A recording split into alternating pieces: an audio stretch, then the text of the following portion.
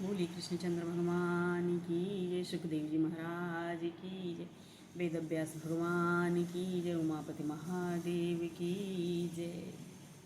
तो आइए सुनते हैं आज की कथा सदगुरुदेव की महिमा। तो पीछे चर्चा थी परीक्षित का अनशन व्रत और ऋषियों का आगमन। सदगुरुदेव की महिमा आइए सुनते हैं। परमात्मा श्री कृष्ण जगत गुरु हैं। कहते हैं कृष्णम वंदे जगत गुरु, कृष्णम वंदे जगत गुरु। सदगुरु तत्व और ईश्वर तत्व दोनों ही एक है। सदगुरु को शोधने यानी खोजने की जरूरत नहीं है। सदगुरुदेव का दर्शन करने के लिए, सदगुरुदेव के उपदेश के ग्रहण करने के लिए हमें लायक बनने की ज़रूरत है। सदगुरुदेव अपने आप मिल जाते हैं।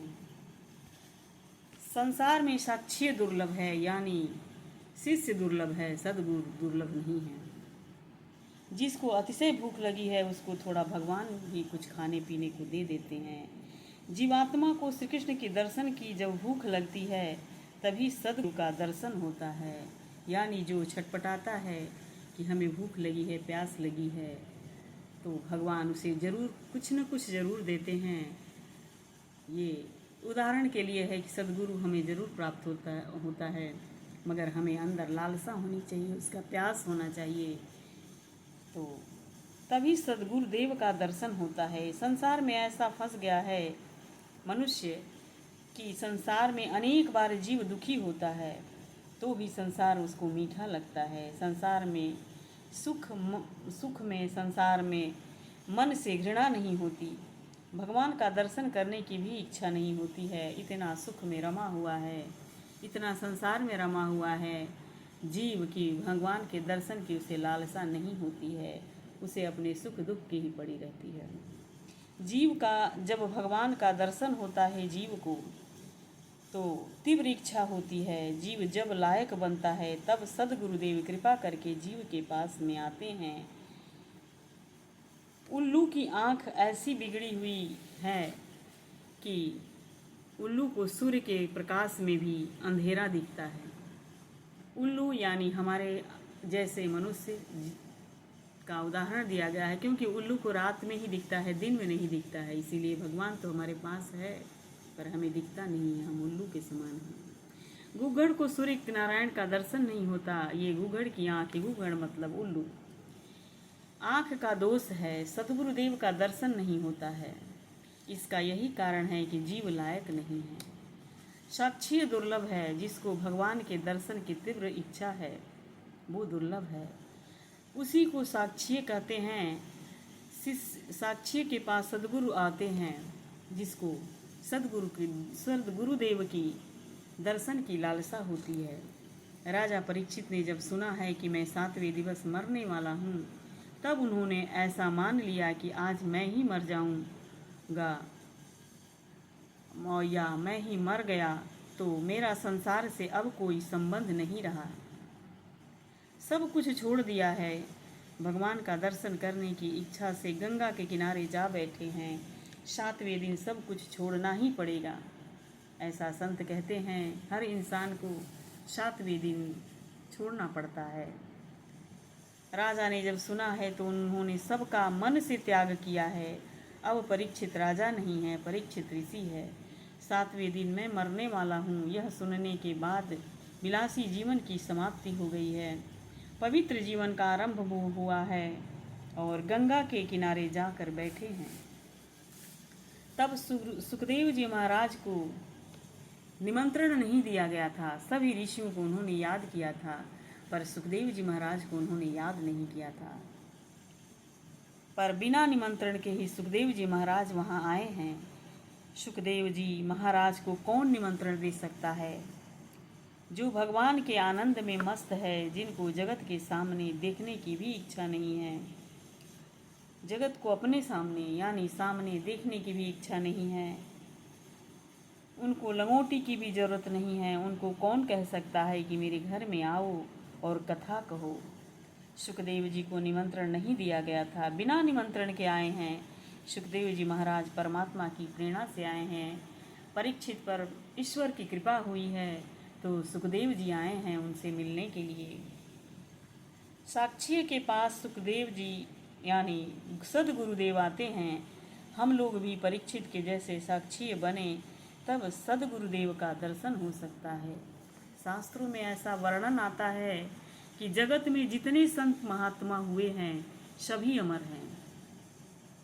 संतों को काल नहीं मार सकता है। जो काल के भी काल परमात्मा के साथ प्रेम करते हैं उनको काल मार नहीं सकता है। संत वायुमंडल में हमेशा घूमते रहते हैं। आज भी साक्षी को खोजते हैं, यानी अपने जैसे साक्षी मतलब हमारे ख्याल से हुआ कि शिष्य जो निर्विकार हो, जो स्वच्छ हो, जो निर्मल हो, उनको ढूंढते हैं और वायुमंडल में घूमते रहते हैं। भगवान श्री शंकराचार्य स्वामी, भगवान श्री रामानुजाचार्य स्वामी, भगवान श्री महाप्रभु जी, सभी संत आज भी हैं। अधिकारी साक्ष्य को शोधते हैं, यानी वो अपने शिष्य को खोजते हैं, अपने लायक को खोजते हैं। सदगुरुदेव की कृपा करके साक्षी के पास आते हैं। सदगुरुदेव और भगवान एक ही हैं। मतलब कि सदगुरुदेव की जब कृपा होती है तभी संत हमारे घर आते हैं, संत का दर्शन होता है। ऐसा शास्त्रों में कहा गया है, ऐसा आचार्यों ने कहा है। शास्त्रों में कहीं कहीं ऐसा वर्णन मिलता है कि भगवान से भी सदगुरु देव श्रेष्ठ है। भगवान के समान कोई नहीं है। भगवान से श्रेष्ठ कौन हो सकता है? तो भी कहीं कहीं ग्रंथों में ऐसा वर्णन आया है कि सदगुरुदेव भगवान से भी श्रेष्ठ हैं। इसका कारण यह भी बताया है कि भगवान ने संसार की ऐसी रचना की है कि प्रायः सभी का मन संसार में फंसा हुआ ही रहता है। विषयों में ऐसा आकर्षण भर दिया है कि विषय मीठे ही लगते हैं। संसार में जीव को सौंदर्य दिखता है, जीव को संसार में सौंदर्य दिखता है। जैसे कि पुरुष का मन बिगड़ा हुआ है कि उसको स्त्री में के शरीर में सौंदर्य दिखता है और स्त्री को पुरुष में शरीर में सौंदर्य दिखता है। ये मलमूत्र से भरा हुआ शरीर इंसान को सुंदर दिखता है। तो गुरुदेव कहते हैं, सदगुरुदेव साक्षी को समझाते हैं कि संसार सुंदर नहीं है। संसार जिसने बनाया है वह सुंदर है। कोई स्त्री सुंदर नहीं है, कोई पुरुष सुंदर नहीं है। मन में विकार और वासना है, इसलिए स्त्री पुरुष में सौंदर्य दिखाई देता है। भगवान श्रेष्ठ हैं, सदगुरुदेव श्रेष्ठ हैं। सदगुरुदेव साक्षी को समझाते हैं भगवान बहुत सुंदर हैं। 3 देव श्रेष्ठ माने गए हैं, ब्रह्मा विष्णु महेश। ये 3 देव एक एक काम करते हैं, इनका अलग अलग कार्य है। सदगुरुदेव ये तीनों कार्य करते हैं। ब्रह्मा जी का कार्य है जगत की उत्पत्ति करना, जगत की रचना करना, और विष्णु भगवान का कार्य है रक्षण करना, पालन करना, और शिव जी का काम है जगत में संहार करना, प्रलय करना। उत्पत्ति, स्थिति और विनाश 3 देव 3 काम करते हैं, पर सदगुरुदेव तीनों काम करते हैं। इसीलिए कहीं कहीं ये लिखा गया है कि भगवान से भी बड़े गुरुदेव हैं, सदगुरुदेव हैं। गुरुर् ब्रह्मा गुरुर् विष्णु गुरुर्देवो महेश्वराय गुरुर् साक्षात् परब्रह्म तस्मै श्री गुरुवे नमः। तस्मै श्री गुरुवे नमः। गुरुदेव ब्रह्मा जी का स्वरूप है। ब्रह्मा जी जगत की उत्पत्ति करते हैं। सदगुरुदेव साक्षियों को पवित्र जन्म देते हैं। माता पिता जो जन्म देते हैं वह बहुत पवित्र नहीं हैं। मानव को जब सदगुरुदेव का दर्शन होता है, कोई संत कृपा करते हैं, जब संत दीक्षा देते हैं तब पवित्र जन्म होता है मानव का। माता पिता ने ये हमारा शरीर तो जन्म दिया है लेकिन अपवित्र है, पवित्र नहीं है। पवित्र तब होता है कोई सदगुरुदेव, कोई संत हमको दीक्षा दे, तब ये शरीर मानव का पवित्र होता है, ऐसा आचार्यों का कहना है। और जिस भगवान ने जीवात्मा को मानव शरीर दिया है, देखने के लिए आँख दी है, खाने के लिए अन्न उत्पन्न किया, उस भगवान के लिए जीव शांति से साधन नहीं करता, प्रभु का भजन नहीं करता, वह तो कुत्ते के समान भी अधम है, कुत्ते से भी अधम है। कुत्ता तो अच्छा है कि जिसका खाता है उसकी सेवा करता है। कुत्तों को टुकड़ा दे दो तो पूंछ हिलाता है, उपकार मानता है। पर भगवान ने मानव को अन्न दिया है, जल दिया है, पवन दिया है। मानव को भगवान की भक्ति न करे, प्रेम से प्रभु की पूजा न करे तो वह पशु से भी हल्का है। भगवान ने मानव को सब कुछ दिया है, फिर भी भगवान को याद नहीं करता है। सदगुरुदेव के मिलने पर मानव में मानवता आती है। जब तक सदगुरुदेव की कृपा हुई नहीं है तब तक मानव पशु के समान है। सदगुरुदेव ब्रह्मा जी का स्वरूप है। सदगुरुदेव विष्णु का भगवान का स्वरूप है। विष्णु भगवान जगत का रक्षण करते हैं, पालन करते हैं। सदगुरुदेव सर्वकाल अपने शिष्य का रक्षण करते हैं। बहुत से ऐसे संत होते हैं कि उनको गुरु बनने की इच्छा नहीं होती है, क्योंकि गुरु बनना अच्छा नहीं है।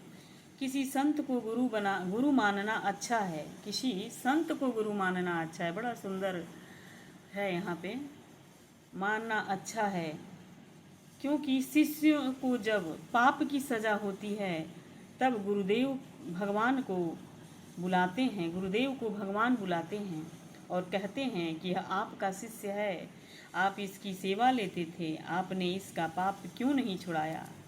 वहाँ गुरुदेव को भी भगवान से सुनने को मिलता है। तो क्यों नहीं छुड़ाया। शिष्य के पाप की थोड़ी सी सजा गुरुदेव को भी होती है। गुरु बनाना अच्छा नहीं है, मार पड़ती है भगवान के यहाँ भी कि आपने कैसे गुरु उपदेश दिया कि आपका शिष्य सुधरा नहीं, तो हमारे पापों की सजा का कुछ अंश गुरुदेव को भी मिलता है। ऐसा लिखा है इस भागवत कथा में। उदाहरण के लिए कई इसमें दिए गए हैं, लंबा हो जाएगा, फिर थोड़ा सा मैं पढ़ती हूँ। एक गुरु शिष्य जंगल में के रास्ते से जा रहे हैं। अंधेरा हो गया है। मार्ग में पड़े वृक्ष के नीचे मुकाम किया है, यानी विश्राम किया है, रुके हैं। रात्रि में गुरु शिष्य दोनों सत्संग किया है। भगवान के नाम का जप करते हुए गुरु शिष्य पेड़ के नीचे सो गए। भागवत में ऐसा लिखा है कि संतों की निद्रा बहुत ही कम होती है। संतों में सतगुण बढ़ जाता है। निद्रा तमोगुण का धर्म है और सतोगुण बढ़ने पर निद्रा कम हो जाती है। संतों की निद्रा 3 घंटे या 4 घंटे की होती है। 4 घंटे से ज़्यादा उनका समय निद्रा में नहीं जाता है। मध्य रात्रि के समय गुरुदेव जागे हैं और ध्यान करने के लिए बैठे हैं और उनका शिष्य सो रहा था। संसार सो जाता है तब संत जागकर भजन करते हैं। संसार जब जागता है तब संत सो जाते हैं। मध्य रात्रि का समय है, शिष्य सोया हुआ है, गुरुदेव वहाँ विराजमान हैं, ध्यान करते हैं। उसी समय एक सर्प दौड़ता हुआ आया है, शिष्य के पास जाने लगा। गुरुदेव ने सर्प से पूछा, कहाँ जाते हो, तेरा क्या काम है। सर्प ने कहा कि आपका जो शिष्य है वह पूर्व जन्म का मेरा शत्रु है। पूर्व जन्म में उसने मुझे मारा है, मैं उसको मारने के लिए जा रहा हूँ। मैं इसको दंश करूँगा। वह बहुत रोया है पर मर जाएगा, बहुत रोएगा, मर जाएगा। मैं बैर का बदला लेने के लिए आया हूँ। उसने मुझे मारा है, मैं उसको मारूंगा। तो गुरुदेव सर्प को समझाते हैं कि यह मेरा शिष्य है, इससे भूल हो गई है, उसने तुम्हें मारा, उसकी भूल है, मैं क्षमा मांगता हूँ उसकी तरफ से। मेरे शिष्य को मारना नहीं। अब उसको मारने से तुम्हें क्या मिलेगा। रोना अच्छा है, रोने वाला जो है वह कभी सुखी नहीं रहता। रोने वाला जो है यानी रुलाने वाला जो है वो कभी सुखी नहीं होता। रोने से पाप का नाश होता है, किंतु जो दूसरे को रुलाता है वह कभी सुखी नहीं रहता। सर्प ने कहा, महाराज यह सब ज्ञान आप ही के पास रखो, आप ही अपने पास रखो। मैं सर्प हूँ, आपके ज्ञान से मुझे शांति नहीं मिलेगी। सर्प जाति अतिशय क्रूर होती है। सभी जीव अपने बच्चों को बहुत प्रेम से रखते हैं, किंतु सर्प जाति ऐसी होती है जो अतिशय भूख लगने पर वह अपने बच्चों को भी खा जाती है। मैं अपने बच्चों को भी प्रेम नहीं करता हूँ, मैं सर्प हूँ। आपके ज्ञान से मुझे शांति नहीं है। मैं काटूंगा, वह रोएगा, तो देख करके मैं प्रसन्न हो जाऊंगा, वह मरेगा, ऐसा सर्प कहता है। तो सर्प नहीं मानता है। तब गुरुदेव ने कहा है, शिष्य के बदले में तू मुझे दंश कर ले, मैं मरने को तैयार हूँ, मेरा कोई काम बाकी नहीं है इस संसार में, कोई सुख भोगने की इच्छा नहीं है मुझे, अब मैं ध्यान करने के लिए बैठता हूँ और तू मुझे मार डाल, तू अपनी इच्छा पूरी कर ले, मेरे शिष्य को नहीं मार। संतों को मरण का भय नहीं होता है, मृत्यु से वह डरता नहीं है। जिसका मन बिगड़ा हुआ है, जिसका मन गंगा के जैसा शुद्ध है, वह जानता है कि मरण होगा तो क्या हुआ, मैं भगवान के चरणों में जाने वाला हूँ, मैं किसी के पेट में जाने वाला नहीं हूँ। जिसके मन में विकार वासना है वह मृत्यु से डरता है, जिसका मन अति शुद्ध है उसको मरण का भय नहीं है। तो कहते हैं कि मेरा मरण तो है, मैं भगवान के चरणों में ही जाने वाला हूँ, मृत्यु तो प्रभु से मिलन करा देती है, मैं मरने को तैयार हूँ, मैं सिद्ध हूँ, मेरा शिष्य साधक है, मेरे शिष्य को अभी भगवान का दर्शन नहीं हुआ है और उसका मरण हो तो उसकी दुर्गति हो जाएगी। गुरुदेव कहते हैं कि अभी उसका मेरा शिष्य है, अभी तप कर रहा है, अभी उसको प्रभु की दर्शन नहीं हुई है, मरेगा तो उसका दुर्गति होगी, इसलिए तो मुझे ही दंश। जिसको आत्मस्वरूप का ज्ञान नहीं है उसको परमात्मा का दर्शन बराबर, जिसने परमात्मा का दर्शन बराबर नहीं किया है उसका मरण बिगड़ जाता है। जीव भगवान को तो जानता नहीं है, अपने स्वरूप को भी बराबर नहीं जानता है। जीव संसार सुख में ऐसा फंसा हुआ है कि वह अपने स्वरूप को देखता नहीं है। आपने कभी अपना स्वरूप देखा है? एक भाई को कहते हैं कि मैं सब कुछ जानता हूँ। ये दूसरा उदाहरण है, बहुत सारे उदाहरण इसमें दिए गए हैं। तो इसीलिए सद्गुरु होना चाहिए हमारे जीवन में कि हमें कहीं गलत राह पे हो, भटक जाए तो सद्गुरु ऐसा हो कि हमें उचित रास्ता दिखाए। और ये हमेशा विचार करना चाहिए कि हमारे पाप का सज़ा का कुछ अंश हमारे गुरु को मिले, ये हमें नहीं सोचना चाहिए, इसीलिए पाप से बचना चाहिए। लेकिन हाँ, ऐसा अनजाने जाने में थोड़ी बहुत हमारे जैसे इंसान से तो हो ही जाती है। मैं उसके लिए क्षमा चाहती हूँ भगवान से। हे गुरुदेव क्षमा कीजिएगा। बोलिए श्री कृष्णचंद्र भगवान की जय। और मेरी आवाज़ भी आज थोड़ी सी लड़खड़ा रही है, कुछ तबीयत ठीक नहीं है, तो उसके लिए क्षमा कीजिएगा। और एक बार इसको ज़रूर सुनिए, बहुत सुंदर कथा है, इसमें कोई अलग से हमने कुछ जोड़ा नहीं है, बहुत छोटे छोटे इसमें बहुत सुंदर सा कथा है। और आगे की कथा आती है, ये प्रथम स्कंद की कथा थी, बहुत बड़ी है ये, इसमें बहुत सारे उदाहरण दिए गए हैं। तो द्वितीय स्कंद की कथा आएगी, मन की स्थिरता के लिए प्राणायाम आवश्यक है। तो बोलिए श्री कृष्ण राधे राधे।